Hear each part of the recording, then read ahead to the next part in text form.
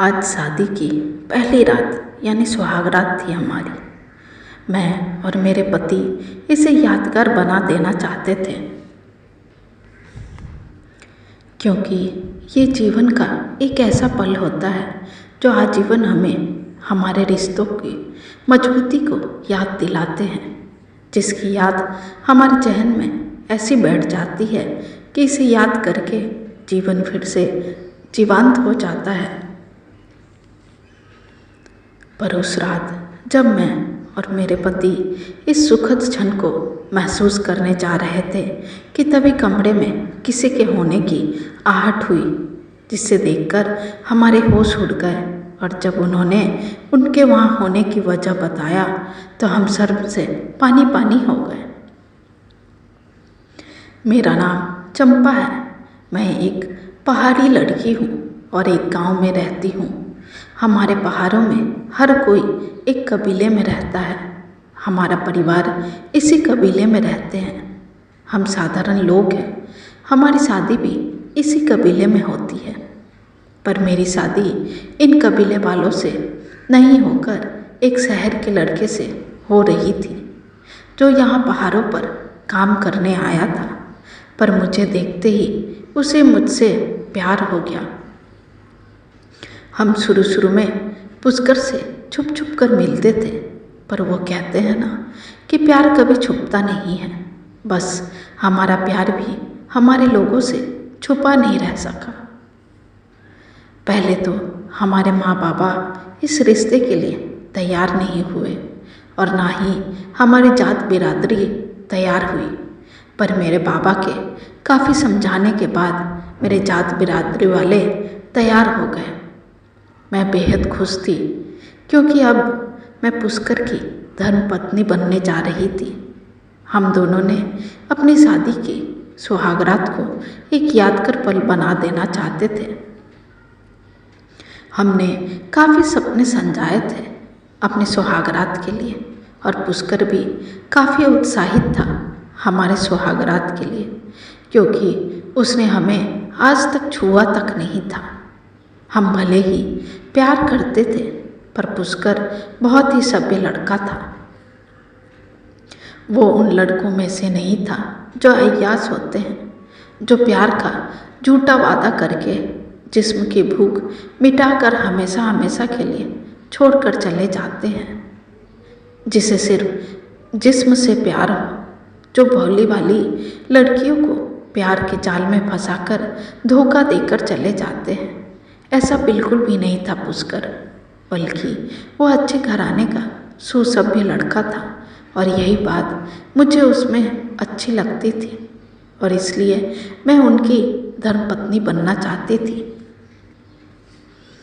खैर, सबकी रजामंदी से हमारी शादी की तारीख पक्की हो जाती है और शुभ मुहूर्त देखकर हमारी शादी हो जाती है। पर हमारी बिरादरी में शादी की पहली रात यानी सुहागरात लड़की के यहाँ ही मनाया जाता है, इसलिए मेरा कमरा फूलों से सजाया गया। रात को मुझे उस कमरे में ले जाया गया। मैं फूलों से सजे बेड पर बैठकर अपने पति, अपने प्रियतम का बेसब्री से इंतजार कर रही थी, क्योंकि आज सही मायने में हमारे प्रेम की रात थी, जिसका इंतजार हम दोनों कर रहे थे। थोड़ी देर बाद पुष्कर मेरे कमरे में आए। उन्हें देखकर आज मेरे अंदर एक सिरन सी दौड़ उठी। मैं काफ़ी रोमांचित थी और पुष्कर भी काफ़ी रोमांचित था। आज हमारे प्रेम को एक नई दिशा मिलने वाली थी, जो हमारे जीवन को प्रेम की खुशबू से भर देने वाली थी। खैर, पुष्कर मुस्कुराते हुए मेरे पास आए और मेरा घूंघट उठाए और प्यार की बातें करने लगे। हम आज सच में बहुत खुश थे। हमारे सपने साकार हो गए थे। हम दोनों आज तक सिर्फ एक दोस्त थे, पर आज सही मायने में दो जिस्म एक जान होने जा रहे थे। पर हम दोनों ही अपनी पहली रात की शुरुआत करने में काफ़ी झिझक रहे थे। हम पास आकर भी रुक जाते थे, कि पुष्कर ने जैसे ही मेरे बालों को सहलाने लगे वैसे ही हमें किसी की आवाज़ सुनाई दी, वो भी ऐसी जैसा कोई बड़े बुजुर्ग कमरे में दाखिल होने से पहले करते हैं। ठीक वैसा ही ऐसी आवाज़ सुनकर हम दोनों हैरान होकर दूर हो गए और कमरे की लाइट ऑन कर दिए। जैसे ही लाइट की रोशनी उनके चेहरे पर पड़ी वैसे ही हम दोनों अचंभित हो गए। सामने मेरी माँ खड़ी थी। सामने मेरी माँ को देखकर पुष्कर सकपकाकर सीधा खड़ा हो गया और मैं भी शर्म से अपनी नज़रें छुड़ाते हुए शांति से खड़ी हो गई और मन ही मन बुदबुदाते हुए कहने लगी, माँ यहाँ क्या कर रही है? वो आज की रात जब हमारी सुहागरात है। मेरे मन में ये सवाल चल ही रहे थे कि माँ ने जो कहा उसे सुनकर तो हमारे पैरों तले की ज़मीन खिसक गई। आखिर ऐसी कौन सी प्रथा है जिसमें दूल्हा दुल्हन के सुहागरात की रात लड़की की माँ को उसके कमरे में रहना पड़ता है, और अगर दुल्हन की माँ ना हो तो किसी बड़ी बुजुर्ग महिला को वहाँ रहना पड़ता है। जैसे जैसे माँ उस प्रथा के बारे में बताती जा रही थी वैसे वैसे हम दोनों ज़मीन में धंसते जा रहे थे। मतलब हमें अपनी शादीशुदा जीवन की शुरुआत का सबूत देना पड़ेगा, तभी इस शादी को मान्यता दी जाएगी, वरना शादी टूट जाएगी। फिर माँ ने कहा, ये सिर्फ तुम्हारे साथ ही नहीं हो रहा है बल्कि मेरे साथ भी ऐसा ही हुआ था। तेरी दादी थी हमारे कमरे में, और ये सिर्फ मेरे साथ ही नहीं बल्कि आज तक जितनी भी शादियाँ हुई हैं उसमें दुल्हन की माँ को उस कमरे में रहना ही पड़ता है, और ये इसलिए करना पड़ता है क्योंकि हमें बड़ी बिरादरी में इसका सबूत देना पड़ता है। माँ की बात सुनकर मैं और पुष्कर अब तक एकदम स्तब्ध रह गए, क्योंकि ये हमारे लिए बहुत ही शर्म की बात थी। पर जब माँ ने इस प्रथा के पीछे की कहानी बताई तो मैं और हैरान हो गई। माँ ने हम दोनों को एक एक चीज़ समझाया, हमें क्या करना है और कैसे करना है। फिर उन्होंने कहा, फिर मुझे सबूत सारे बिरादरी के सामने दिखाना पड़ेगा। अगर बेडशीट में कोई सिलवटे या धब्बा दे लोगों को दिखाई देगा तो ये शादी सफल मानी जाएगी, नहीं तो नहीं। मतलब शारीरिक संबंध बनाना पड़ेगा जैसा माँ ने बताया था, और वो भी कमरे में माँ की उपस्थिति में। माँ के मुंह से ये सब सुनकर हम दोनों हैरान थे कि ऐसे भी कुछ प्रथा होते हैं जो नए शादीशुदा जोड़ों को शर्मसार कर दे। समय बदल गया पर ये झूठे प्रथा आज भी चल रहे हैं। खैर, माँ की ऐसी बातें सुनकर ही हमारे जोश ठंडे हो चुके थे।